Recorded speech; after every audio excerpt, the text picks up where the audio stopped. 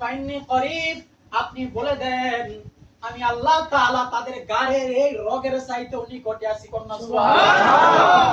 আমি আল্লাহ তো নিকটে আছি। আবার আল্লাহ বলে নবীরে দূরে মনে কইরো না।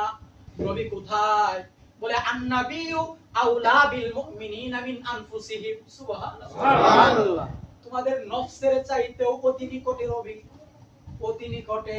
আমার নবী তোমাদেরকে অবলোকন করে, আমার নবী তোমাদের আমল দেখে, আমার নবী তোমাদের জন্য উম্মতি উম্মতি শাফাত করে, কান্না করে।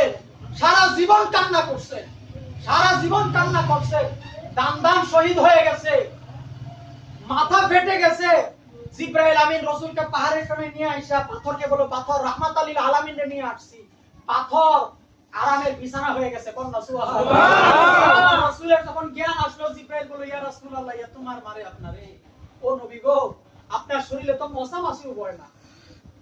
আপনার শরীরে মশা মাছি বসা আল্লাহ হারাম করে দিয়েছে।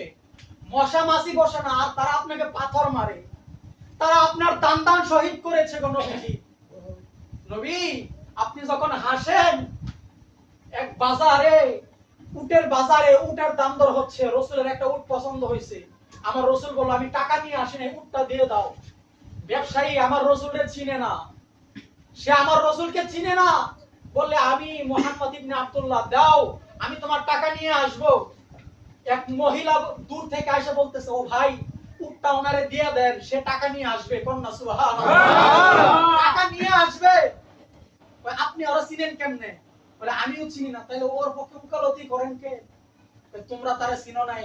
আমি দূর থেকে যখন তার নুরানি চেহারা দেখতেছিলাম, সে যখন তোমাদের সাথে কথা বলতেছিল, তার দাঁত থেকে নুরানি আভা ওই পাহাড়ের মধ্যে গিয়ে বাড়ি গাইতেছিল।